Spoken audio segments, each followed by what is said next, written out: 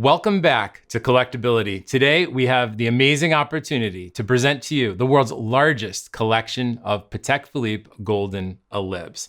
What you're about to see has never been shared anywhere, either in person, in a museum, or on a YouTube video. But now you have the chance to see this incredible collection. And if you have more Ellipse than I'm about to show you, then we need to be friends. So please reach out and comment below because I'd like to learn about your collection.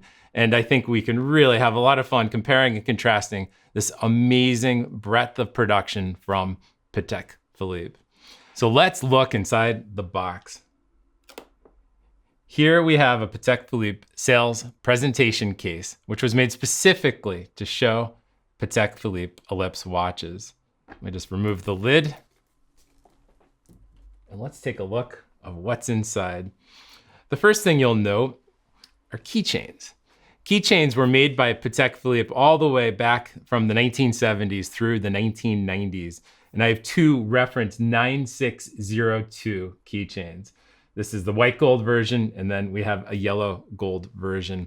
You'll notice the keychain with the engraving, and it's fun to note that you could specially request Patek Philippe to put your initials or the initials of a loved one on that blued gold background. And it's just so beautiful to see that today.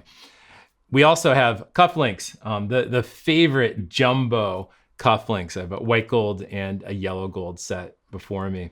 We also have a zodiac pendant. This was made in the late 1970s, and they were made typically at that time for women to wear. And they were two different sizes, the jumbo and then the miniature size. Here we have the jumbo with Virgo on this big, lavish, heavy chain. Now let's talk about Ellipse watches. First, I have a reference 5738 in platinum from 2008. This came out to celebrate the 40th anniversary of the Ellipse in that important year. And it's interesting to note that it was another 10 years until the rose gold counterpart, the reference 5738R, came out, and that was in 2018. The smaller size of the most modern Ellipse is the reference 3738/100, in this case, J for yellow gold. These are both automatic watches, and today I am seeing more and more people wear Ellipse because these automatics are just so comfortable to wear, useful, functional, and you put it on your wrist and you're ready to go. But let's go back in time a little bit more. First, I'd like to look at these two reference 3987/10s.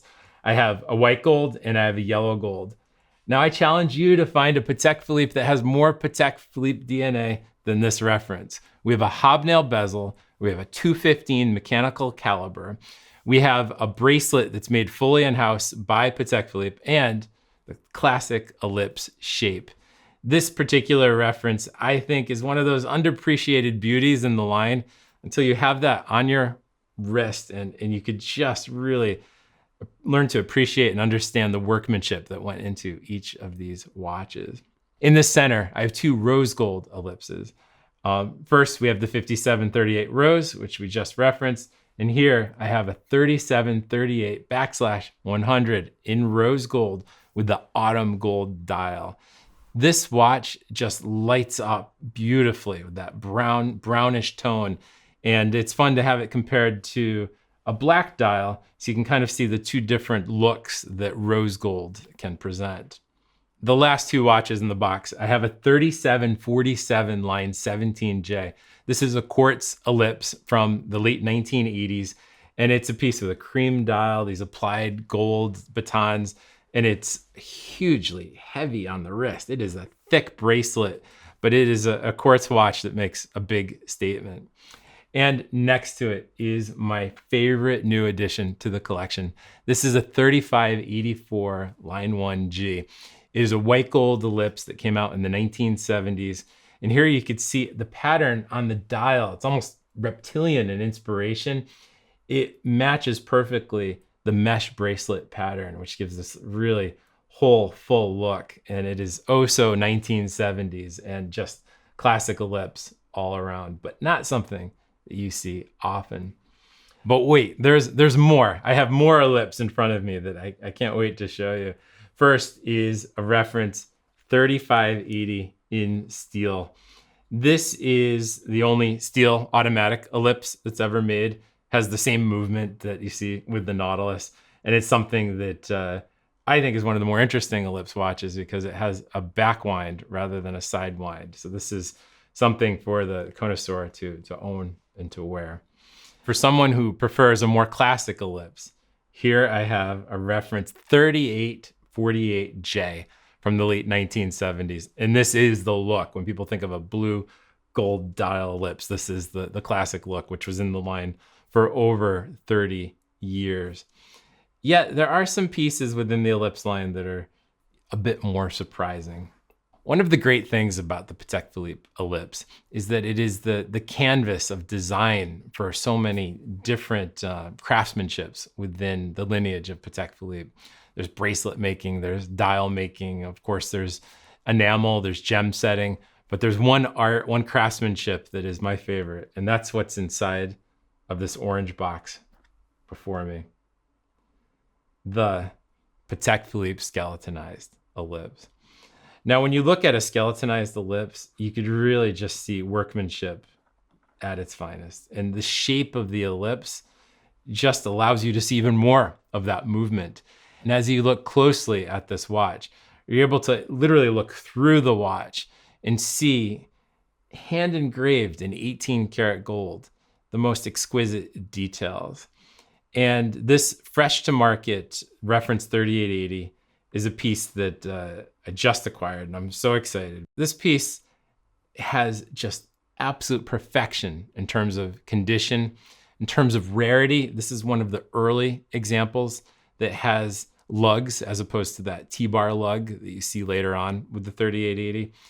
And this particular piece has its original strap, original buckle. It is, in my opinion, the holy grail of 1980s Ellipse watches. Now, Patek Philippe didn't just make watches. They made keychains, they made tie pins, this elaborate line of offerings with all imaginable types of jewelry. And this particular box shows beautiful white gold, smaller size. These are much smaller than the jumbos we looked earlier. Cufflinks that were set with diamonds. And we won't just stop there because I have another box. This is an identical pair in rose gold, also diamond set. Now just look at we can't really call it a dial, but look at the face of the cufflinks. It matches the watches perfectly, and really it's just a subtle understatement at its best. Within the world of Patek Philippe, having a ring is something that makes quite the statement. And here I have a Patek Philippe Ellipse ring from the 1980s. Now this particular piece is a little too small for me to wear on my index finger, but does make quite the Patek Philippe pinky ring. And this was made originally for a man, but could easily be worn by a woman today. And whenever I come across these rings, I jump at them because not many of these were made. I think there's only a few dozen out there that at least I've come across to date. Now from one of the smallest Patek Philippe accessories, let's move on to one of the hottest. And here within its original box, I am so excited to show you a Patek Philippe Ellipse lighter. During the 1970s, the Ellipse was just not a watch line for Patek Philippe. It was a lifestyle line. They made all of these different objets that people can wear and enjoy and use. But the lighter, I think, really captures the spirit of the jet set era. When you would light your cigar or cigarette with this, people would look, they would notice and know that you have something special.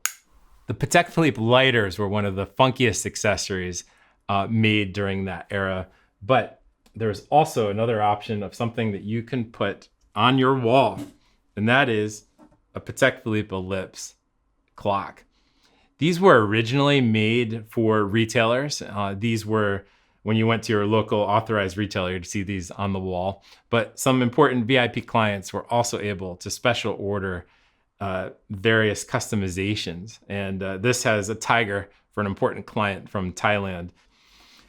Now, I also have, as part of the collection, something that you never see. And that is a Patek Philippe subsidiary clock made to work with a master timing system. And you could distinguish these very easily. You could see it has sweep seconds. The quartz versions of the wall clocks that you saw at retailers did not have the sweep seconds. So when you see this and you have it plugged into a master timing system, you can hear it ticking every second very loudly. And it's something that's really fun to hear, to listen to, and to own. When you went to a Patek Philippe retailer in the 1990s, you would see the clocks on the wall in the shape of the ellipse, but you'd also see the mirrors shaped as an ellipse. I have one of these here as part of the collection. I think I may have saved the best for last. Here within this original box, I have a Patek Philippe presentation of a reference 913 Ellipse letter opener. This particular work of art is something that I've seen a few before. There's less than 10 that were ever made. 4 have surfaced, but this is the only one that has diamonds on the gold. So it is a unique piece as far as we know. The absolute beauty and workmanship of the engraving, the gem setting, and even the dial design, you'll see that that hand-cut design in the blued gold is something that is just breathtaking. And it's also functional. Take a collectability envelope. We'll use this letter opener to easily cut the letter open and see what's inside. A history of the Golden Ellipse pamphlet, of course, very appropriate.